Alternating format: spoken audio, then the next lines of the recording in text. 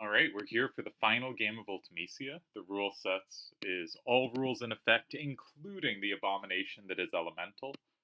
All levels. I should bring up what the rule set is. I have that somewhere. And we're scrolling. Sorry for the start, just was slightly rushed getting this up. We have level 1 through 10. All decks must use one level 1, so we can see 2244 and 4242. One level 2, one level 4, one level 6, and a non-corner AA. Huh. That's curious. So Midas is, Tezuka has done something. I hadn't looked at who was who. Tezuka has done something interesting to me. Appealing, right? Which is, he has said there are going to be A's kind of up and down, left and right. But they're not going to be like safe corner AAs, right? You can't play an AA rare, right? The high numbers facing out are going to be non corners. And so he is covering them with double numbers, vertical or horizontal, rather than like pairs facing a corner, which I think is an interesting and reasonable choice. You'll also notice both of them have gone for these 4-4-2-2s to cover potential eights, right? The level 6 uh, is going to be your card with the most powerful access to a high corner. This is going to be interesting. Let's check the elementals. 5873, always a very popular pick with elemental on. It gets a plus in 1 as well as in 4. Tezuka did not choose any elemental cards, and that seems to be, there seems to only be two choices of Midas. Kind of surprising to see so little elemental chosen. Um, I tend not to pay much attention to that, but like, I think Piggy made a very compelling argument during the videos we did during TTAC 14 that you're really giving up value if you have choices between remotely similar strength cards and you pick the one that doesn't have an element on it. Um, so, all right, what kind of corner would you or starter would you play here? I think you probably want to get a low level out of your hand. And if we look at Tezuka's hand, on his level 4 and 6, he has these opposite corners. And Rhinoa hopefully lines up as a sweeper from his perspective. 6414 is kind of bulky though, right? That's like kind of a hard card to take back. So I'm thinking he might use the 4242 first, but 6414 and 7416 being so similar strikes me as a little clumsy. It strikes me as something where like it's hard unless you play 6414 in one, which might be the idea. Notice that 2885 has both recaptures, so every card can double capture there except for 4242. Um, but otherwise, they're a bit clumsy playing off each other. If we look at Midas's hand, which we haven't checked, he has 10s up and down, 8 to the right, 6 to the left, potentially a left problem. He has, but he has pretty good coverage of 2885, right? Both 8s it has to the right are well covered, like in 1 or 7, right?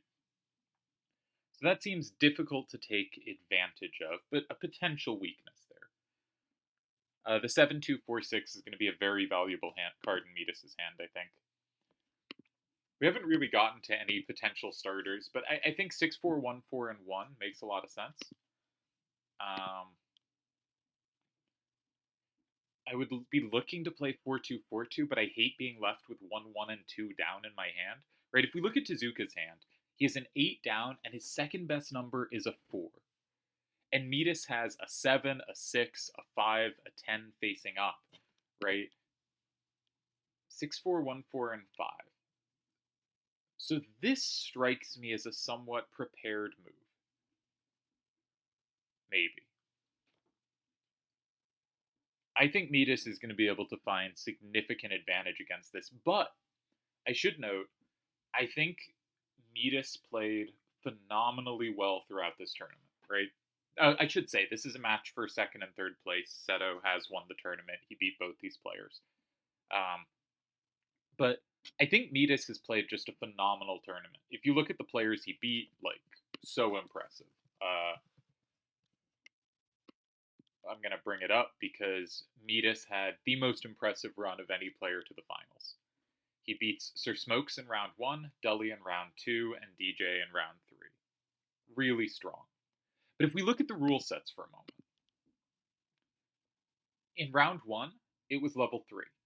In round 2, it was level 5. In round 3, it was level 7 through 9, but that's close.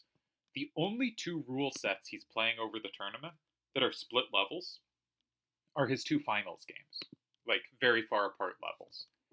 And something he showed against Seto was he has a strong inclination to use his more powerful cards first for some immediate effect, rather than trying to find or even being willing not to seriously impact the board, but get a weaker card out of your hand.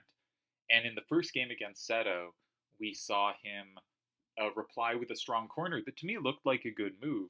But after Seto's next move, it was just incredibly dangerous for him because he had these two low levels left in his hand that just weren't able to do much. And cards have more important impact the further into the game it goes. And so having these cards taking some impact now with a powerful card, but leaving yourself with cards that are really weak, put him in a really tough spot. And he found a fantastic tie. Might have been like the single best move of the tournament was to hold that first game. And then the second game, against Seto's starter, he again used one of his high level cards immediately, and this put him in incredible danger. And while the solver will technically point out a tie, the mistake is the first move, not the second move. The tie was not findable, but the first move really got him in a lot of trouble. And it was because I think he was really looking to like use his high strong cards with some impact. And I think that's not I think you need a lot of impact out of your strong cards, right? If you're going to play them early. It really needs to be doing a ton. Which suggests to me Midas might have a weakness. And obviously, he's an incredible player. And as I said, I think he had an incredible tournament. It is possible he has a weakness on rule sets like this. It is possible that on kind of level rule sets, he's as good as anyone. But on these split sets, his card valuation and his desire to do something now possibly is a weakness. That was my impression from the prior series. Actually, this makes me curious. So Midas had one other really deep run so far in the return. He's generally just been a very strong player in the return, as he was before the return. But I think the Nephilim rule sets. Can I find Nephilim? Oops. Didn't mean to close what I just closed. I should have that in my notes here. All right, he does use a low level card. I'm really happy to see this from him because I think this is a weakness. Also, one of Midas's best games in this tournament. Let's see if I can find that. But against Delhi, yeah, it was against Delhi. Was Delhi played a 5 starter, and Midas played either in one of the sides or top bottom, but he played in one of 2, 4, 6, or 8, and turned the game into this up down game where his cards would dominate. And I think this is a fantastic instinct when he has Luna Freya and Tezuka has Rhinoa, right? Is Rhinoa is not happy to see an up down game, and Luna Freya is very happy. And when you play a starter in 5, you give your opponent control over the directionality, right? One thing I didn't think about, but this really brings home, is maybe if you see you have Rhinoa and they have Luna Freya, you should strongly consider chucking a card in 4 or 6 and just guaranteeing that the game's going to have real side-to-side impact, because that's going to make your high-level card so much better than theirs. And it sometimes almost doesn't even matter which card you would use for that. It's just turning the game that kind of direction can be worth it. After Tezuka's starter in 5, it seems like Midas gets to choose that directionality, and I would expect at a kind of bird's eye level, Midas to have the advantage now. On the other hand, I do kind of like the look of 7, 4, 1, 6, and 7. Stopping doing the bird's eye view. Oh, I missed something. 5, 8, 7, 3 is a plus and 4. That is not, in fact, safe to everything but Luna Freya. Okay, that's important. Elemental is always tricky for me. My first instinct was 7, 4, 1, 6, and 9, but that's covered by 6, 2, 5, 3. Rhinoa in 2 is safe. Now, that might feel like it's giving up way too much power, but you still have your level 4 and your level 6 left for your last. You still have 2 cards left, and it's not like Rhinoa is going to do that much this game. Rhinoa is not a very good card anymore. Like, is Rhinoa better than 4-2-4-2 at this point? When it's up down. 4-2-4-2 at least gives you decent coverage of Lunafreya. I mean, Rhinoa is still a better card, but, like, it's not by that much. Alright, let's look at the Nephilim rule sets. Okay, the first was a split level rule set, massively split level. And Midas beat Slash of Time and played great. How did he play it, though? Yeah, he started by dropping his low level in 5, and he just went basically counted up. He kept one lower level for fairly late, but okay. Looks as I recall, he played that round great. Round 2 was also split level. So it sounds like I'm making stuff up. It sounds like he had a fantastic tournament run before with highly split level sets. Yeah, nice win over Doom Train. Also looks like he played it in a way I would approve. I don't remember that series well. In round 3, he beats Tezuka in the semifinals. And that was also Nephilim was too split level, perhaps. Skimming this. Yeah, looks like he generally held the powerful cards for late. So maybe just a weird thing happened against Seto there. It's really easy to look into a 2-game sample of someone playing and go, they do not understand this concept. And then, like, you check the next 7 games and you're like, oh, no, they follow the concept 7 out of 9 times. And you shouldn't be on it 100%, right? All right, so we do see Rhinoa in 2. There is this, how am I going to write this game into my records? I'd like to have it in my records. So we have Tezuka Midas. I'm going to leave a note. Elements in 1, 3, 4, 5, 6, 8. Only possible +1 is 5, 8, 7, 3, and 4. Okay. That should be, like, sufficient. So we had 6, 4, 1, 4, 5, 2, 2, 4, 4, 8, 4A2, A2.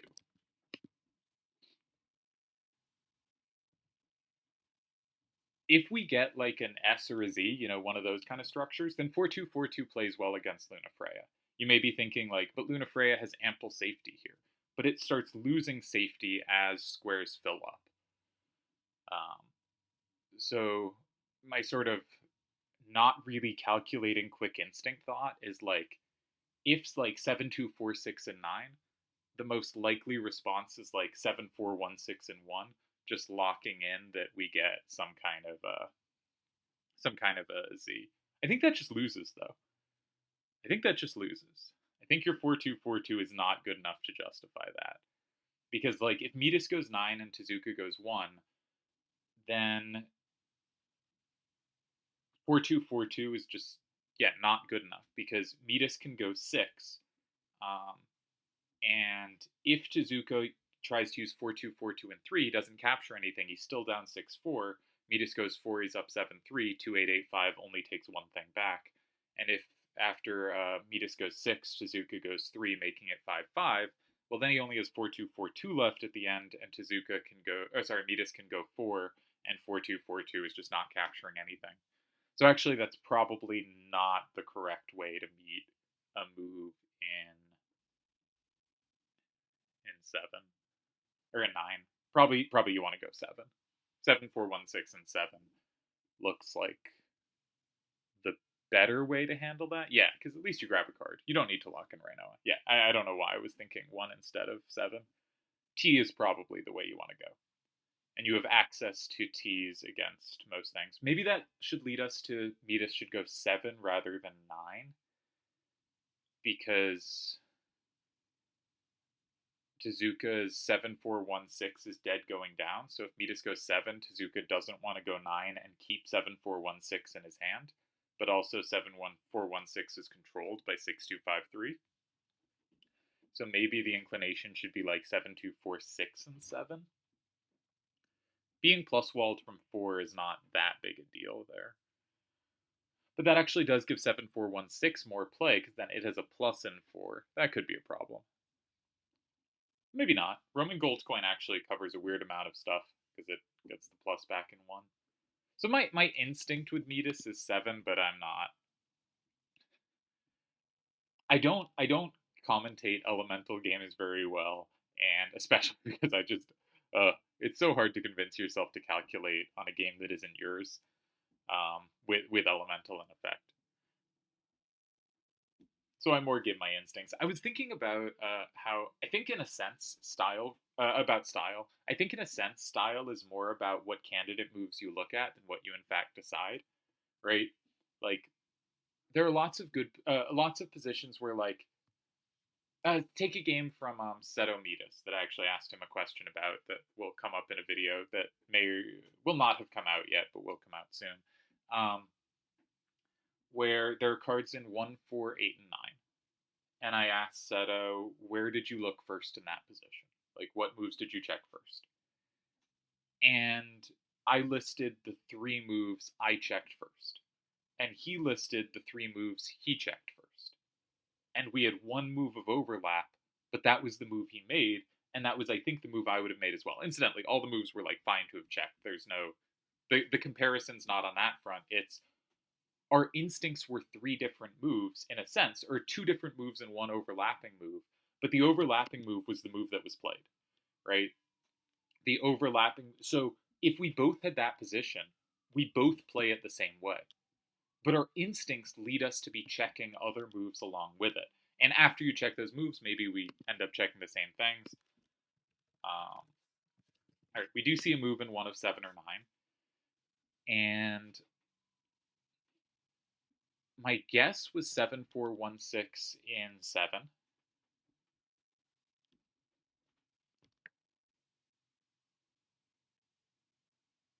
That makes it 5-5. If anything in 4, if A4, A2, you combo it and you're delighted. If 5-8-7-3, you can take it with 2-8-8-5. That keeps it 5-5. You won't have a capture at the end to win, but it is a tie. You also have the option to meet 4 with 6, with 2-8-8-5 and 6.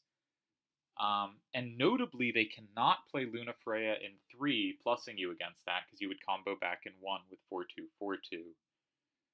But they could just play 7-2-4-6, so you're not winning there either. Okay, so if they play in 4, it's a tie. Do they have a way to win, though? I don't think so. I think fundamentally it's 5-5, and they have 1 possible capture, 4. And against any capture in 4, your 2-8-8-5 recaptures, including against Luna Freya. So there's no way for them to end up ahead. So 7-4-1-6 and 7 looks like the kind of clear this ties move. Is there more in the position? It's hard for there to be more. 2-8-8-5 and 6 is giving up a lot of power to not do that much.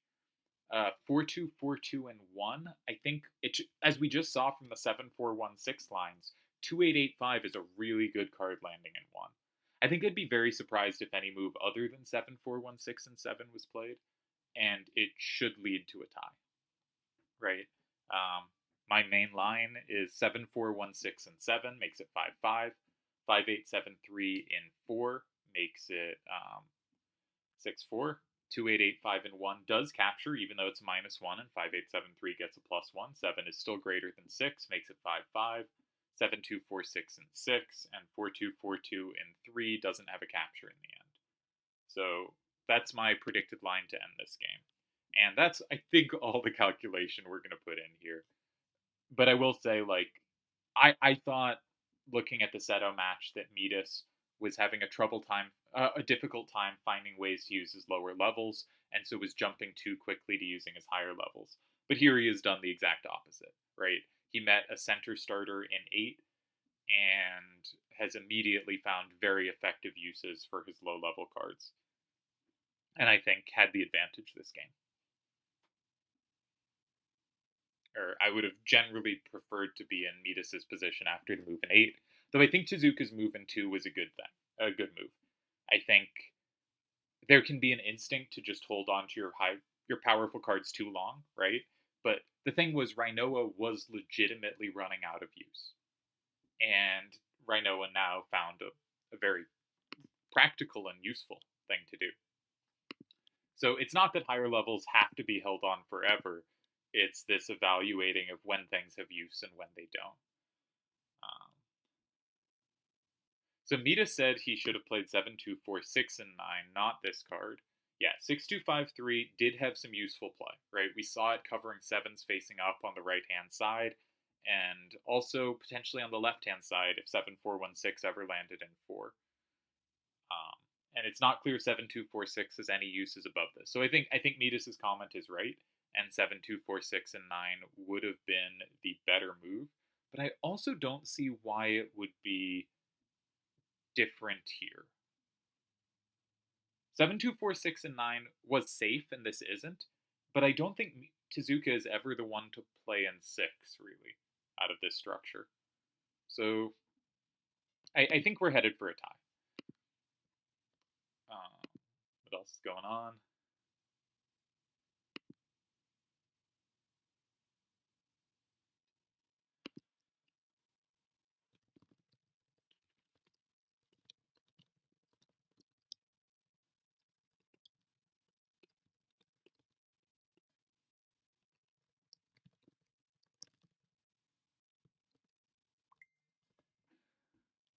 Stupid phone. Oh, getting an update on something. Probably important. Let's ignore it for now. Sorry about the phone brings. Alright, we have a move. And it's not my predicted move. It's 4, 2, 4, 2, and 1. This was the other plausible move, but the cards aren't very clean here, are they? Actually, amusingly, 7, 4, 1, 6 on the left controls a lot of territory. I hadn't realized that. With the 4 facing down, Luna Freya in 7, it captures, and 7, 2, 4, 6 due to the card in 5, it captures. So 7, 4, 1, 6 actually is pretty good coverage. And 2, 5, 8, 8 is guaranteed to capture stuff on the right.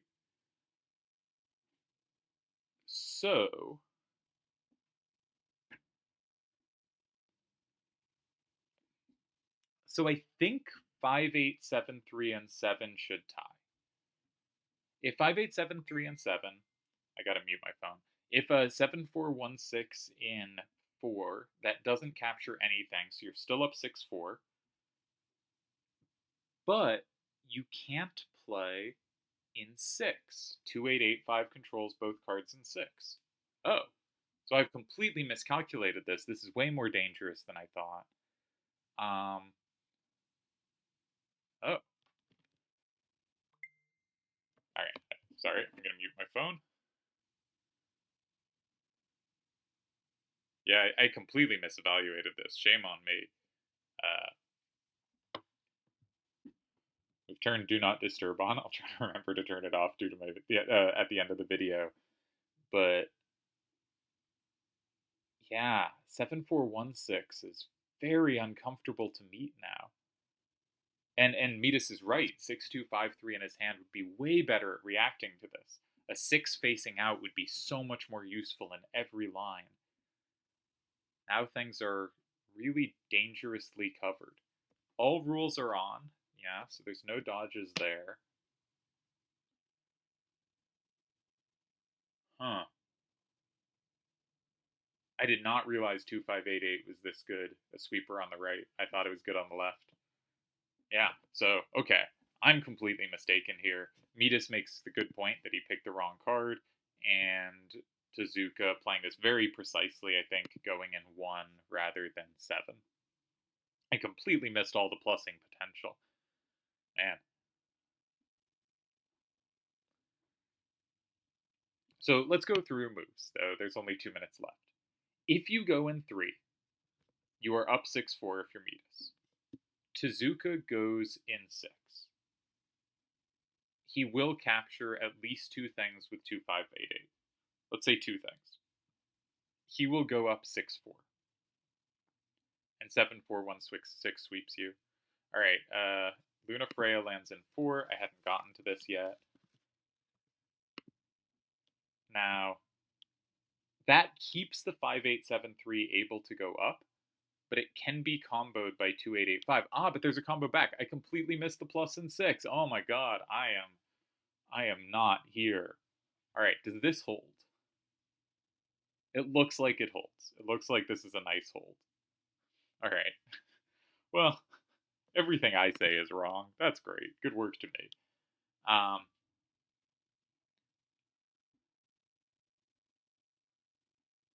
So if you play 2885 and 7, it pluses, right? And it combos through. And it combos everything but the card in 9. So you will be up 7-3. But 7-2-4-6 and 6 combos back. 9 is already theirs, but it takes 5. That makes it 6-4, which takes 2, which makes it 5-5, which takes 1, which makes it 6-4. And Midas actually wins there because 7-4-1-6 is dead at the end. So the main move here is 7-4-1-6 and 7. You're down 6-4. 2885 still sweeps, but it doesn't combo. So what really was needed was Midas needed to use 5873 on both the left side of the board and the right side of the board to dodge combos. And I hadn't yet gotten to, he needs to find some way to use another card in one of those portions of the board, so that either 5873 can land on the right and not be comboed, or 5873 can land on the left and not be comboed, not be an extra capture. The 5 facing up is useful. And so Midas did a really nice job of finding a way to get use out of that. Incidentally, I think if you are having trouble with center starters, Midas's games in this tournament, now this one, yeah, the move in 9 was not good and he got in serious trouble, but Midas's games are exemplary for meeting center starters. He has done such a nice job in multiple games of seeing a center starter, seeing he had an advantage going up, down, or side to side, and forcing the game into his advantage. And I think that's been really well done. Alright, so we didn't see quite the order I said. We saw 7-4-1-6. It must have gone in 3. Midas has to block 7, and then 2885 lands in 6, and we have 7-2-4-6 remaining. Nice game. Really enjoyed this one. Got it all wrong, but that's just gonna happen. Elemental's hard. Nice game. Well played to everyone. 4-2-4-2 was scarier than I gave it credit for.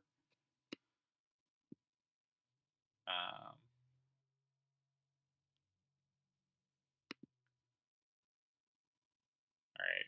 Stuff claims he hates E more than I do. Impossible. Midas says that was closer than necessary. Yeah, that was scary. That was scary for him. One thing about Tez, I've been like, you look at his hand here, and I see a 1, a 1, and a 2 facing down, right? And yet somehow he ended up with incredible sweeper power going down. Whereas like 7-4-1-6 had 7 very much under control, his 2885 had everything else under control. He actually ended up with a lot of down play out of this hand that was just terrible going down. And I'm sure I've talked about this a bit. I have a sort of win probability thing that gives win probabilities during games. It's too slow to run to do it during a game, but it's nice to be able to check after games and just see kind of where it thought the win probabilities were.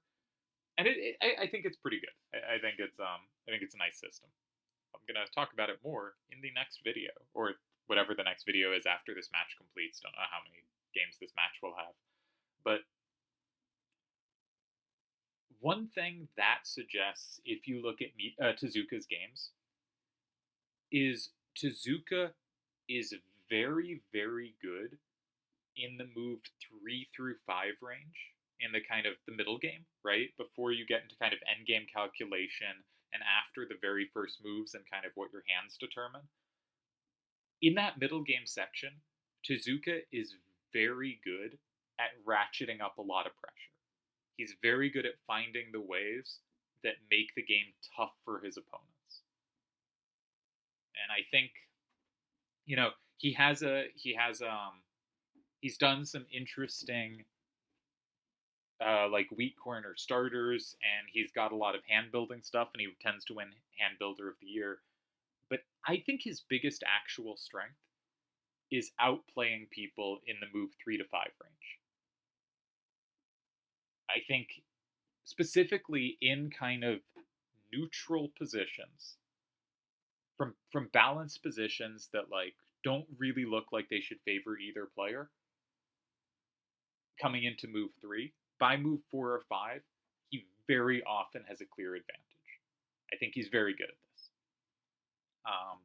and gets a lot of winning chances. I think Midas's best skill, on the other hand, is taking dangerous positions and finding a clear way to lead them to a tie. Right? I hadn't gotten to his tying move yet. I think the way I would have had to get there is I'd have had to go through everything. Though from a logical perspective, it makes sense. He had to find a way for some other card than 5873 to do something, and he calculated really well to get there, walking into a huge combo, the kind of move you might dismiss, right? You might just go, well, I can't go there, that gets comboed horribly. He's really good at getting moves to work, calculating far enough and being careful enough in the calculation to get that precisely. And I think in a kind of calculation sense, Midas is a more precise player than Tezuka. And in a kind of has instincts that get you the advantage out of a neutral position, I think Tezuka has an advantage. So I'm not sure how much this applies, but I do think that game actually fits. Though often, like whenever you see, I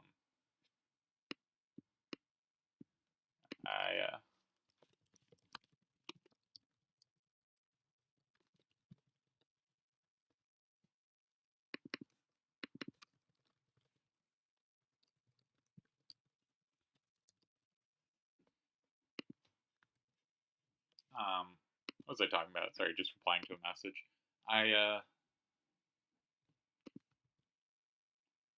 Yeah, it's always easy when you have like when you have an opinion coming into something that whatever happens, you read it into your prior opinion and you go, ah, yes, this confirms my priors, whatever they were, right? So we got to be careful about that. Like, if you have some perspective on what happens and the actual events happen, or what will happen, or what the strengths are, and if actual events happen and it's like kind of similar to what you were thinking, and you go, ah, yes, this proves I was right about everything. That's really easy track for humans to start misleading ourselves. So we got to be careful on that. But I do think there is both anecdotal but actually statistical evidence that Midas is okay. Let's write down the elements, but that Midas is remarkably good at taking positions that have a bit of danger to them and finding a way to navigate them into ties, into clear ties, and precise endgame calculations, and having a really nice sense of where the risk is in a position and how to mitigate that risk. And I think Tezuka's biggest strength is taking positions that, to my eyes, don't look that promising and finding an initiative in them and usually getting serious pressure for the advantage. So, from that, my expectation for the match is the average game of a match between them should be Tezuka gets some initiative and Midas holds the tie. And the question is kind of, can Tezuka get enough initiative that Midas can't hold the tie? Or in games where Midas gets some initiative, can Tezuka hold those games? Right? Alright, so elements are in 3, 5, 8. And can any cards get a +1? Only possible +1 is 7, 4, 5, 7 in 3. Okay. So here Tezuka's first turn again. And he has come with the same hand again. And again, I don't I don't really get this hand. The starter that strikes me is still 6-4-1-4 and 1. I just really like that kind of everything can recap it. But you can see Midas is really set up to handle the 2-8-8-5, or to try to fight against it. Okay, 6-4-1-4 lands in 3. Also, if you like weak corners, and Tezuka likes and gets a lot of good results out of weak corners, Elemental can mean your corner is even weaker, right? His 7-4-1-6 doesn't normally recapture, as we talked about, the 6-4-1-4 that well, but here it does.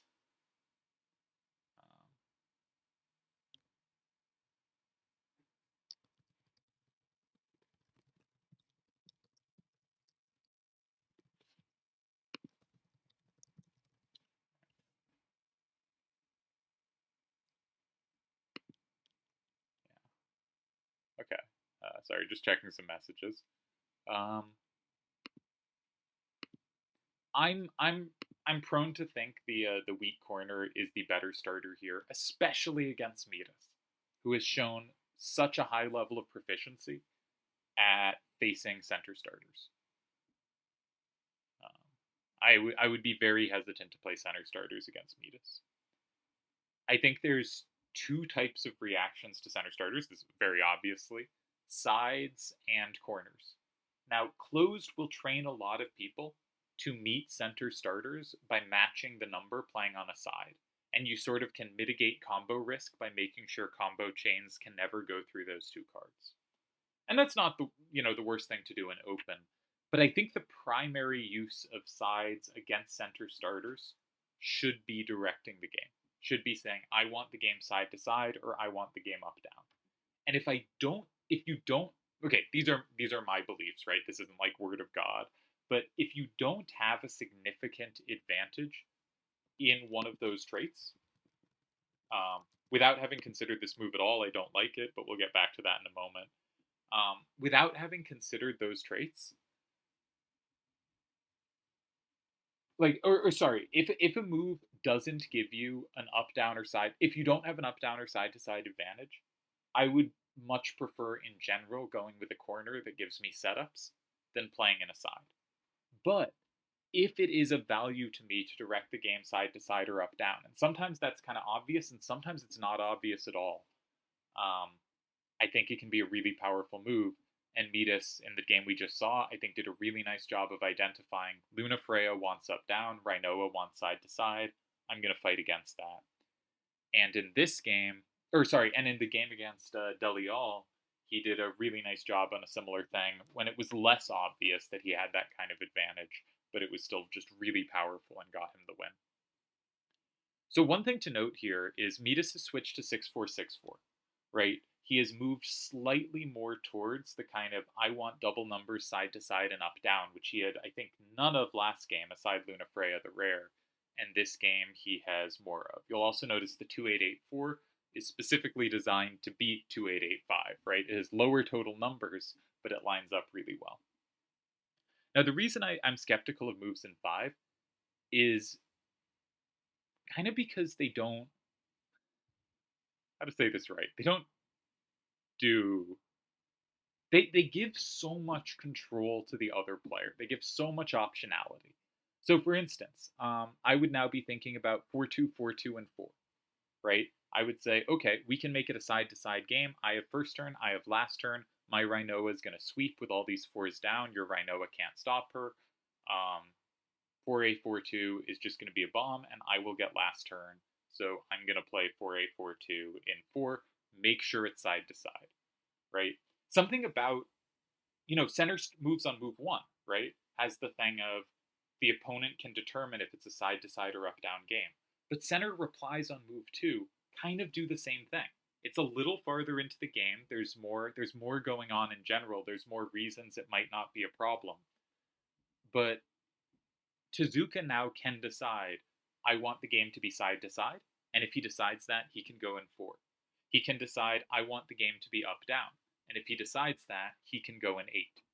He can go, I have a setup, and if he decides that, he can go in 7. There are reasons you go in 1 or 9, though usually those are a bit more specific. And you can also decide, I want to force the action. I notice you have limited ability. Let's say you go 2885 and 2, and you say you only have 2 cards to capture that, and both of those are comboed by my 4242, right? Rhinoa landing in 1 is comboed by 4242 and 4, and Fusion Raijin landing in 1 is plus 12 by 4242. So I can sort of force the action away, and you have so many tools of attack against a center move um, that I'm very hesitant to do it, not because I think it's inherently wrong, but because there will be a good option for my opponent. They may or may not find it, but there almost always will be something good for them to do. So when in doubt, I would not do this kind of move.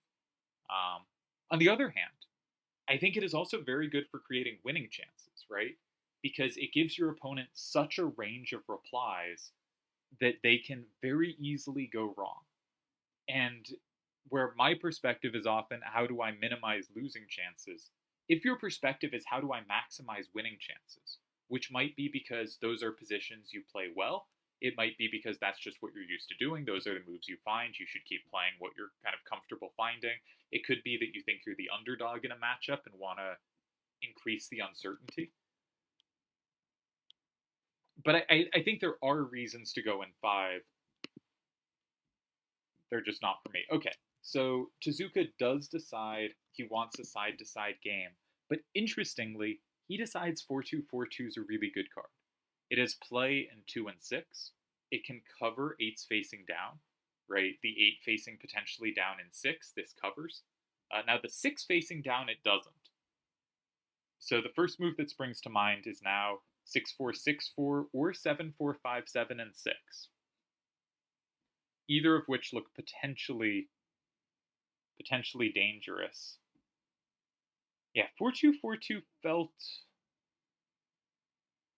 safer to me. This seems like it gives up ground. You always worry when someone gets low on time, picks up a card, and then switches which they put there, because each of those cards will have different effects on the game on what's safe after.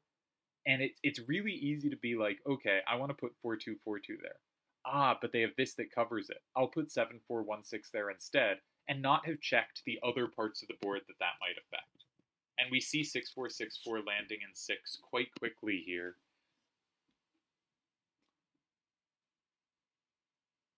And now what?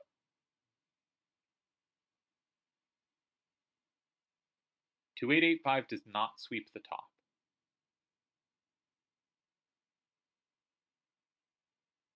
Nor does it sweep the bottom.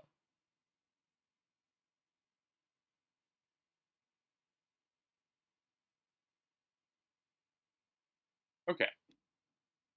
I'm just going to try to calculate out a line because it is forcing, and so if it holds, it is really valuable to have checked. What if you play 4242 and 2? You flip 2 cards, you go up 6-4. They will play in 1. They'll flip 2 cards, they'll go up 6-4.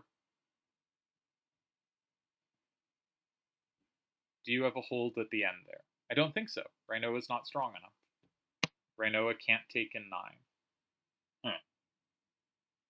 Well, this looks very dangerous to me.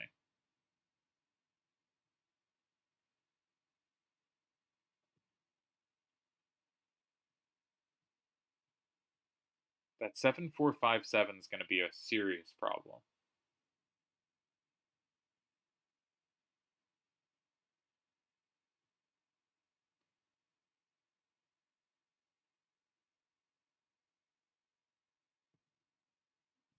Sorry for not speaking. I'm just trying to consider moves.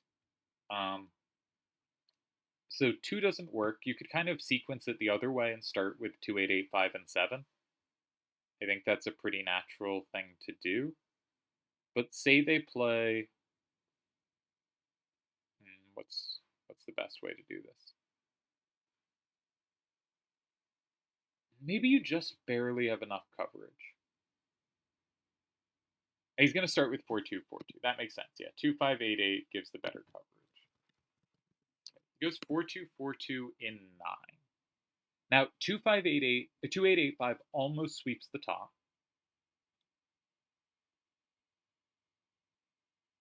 And there's pretty good control on the bottom too, but you are down 6-4.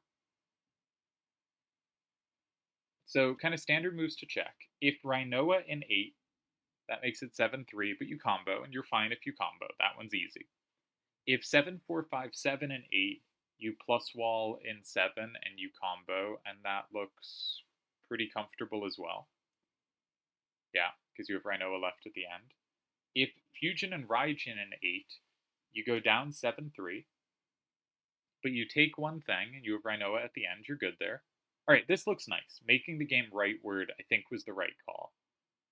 The Z had kind of clumsy interactions where your cards were running over each other, but this makes it much cleaner. If Midas starts in 2, he has no card he can start in 2 that isn't potentially comboed. And also the only card that all those combos would flip 3 as well. Yeah, because of the -1. If you start in 1, then I think Rhinoa just takes you, and then Tezuka's up 6-4, so he can't lose. So there's no double capture. Or 7-3, but the extra flip doesn't really matter. That maybe matters a little, but you're at least tying there if you're Tezuka. And if you start in 7, I think again Rhinoa takes you. And yeah, you can't lose that. Okay, nice move by Tezuka. I feel I'm way behind the players in these games, which I don't like to be, but is also a nice sign for the level of play in these games, is that they're getting to tricky moves pretty quickly. Oh, Midas' hand broke the stips. I forgot what the stips were.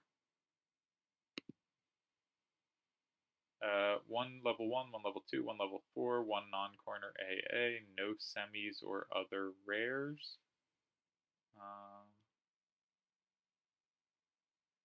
4242 was his level 1.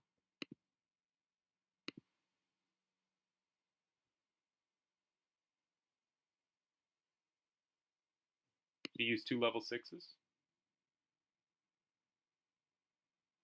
6464 is a level 4.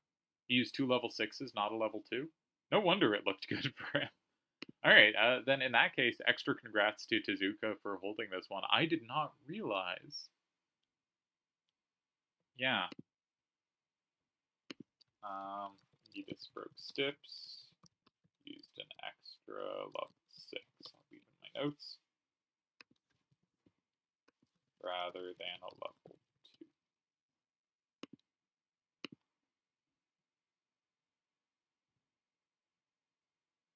But 9 was a nice move. 9 was a nice... we have now seen both players under a bit of pressure, and both players handling it well. And that's always really nice to see. I do repeat a lot that, you put a player under pressure a few times, they will lose eventually. No one holds under pressure just that often, under serious pressure. I think they've both been under clear pressure each game, and both navigated it really elegantly. So 2 ties, and yeah.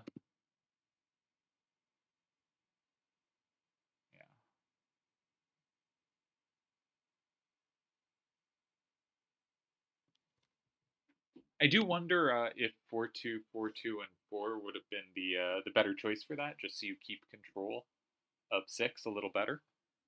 But maybe 4-2, 4-2 is needed in some line. I didn't check. It's very plausible. I think in most of the lines that came up, Rhinoa can do what it would do, but also in those lines, you might not want to use Rhinoa that early. Okay, I'm gonna go move laundry, and then I'm gonna come back, and I think, actually, I guess we'll have another video. So these were 2 games of Midas Tezuka, both ties, and yeah, we'll do a new video for the next games, or game.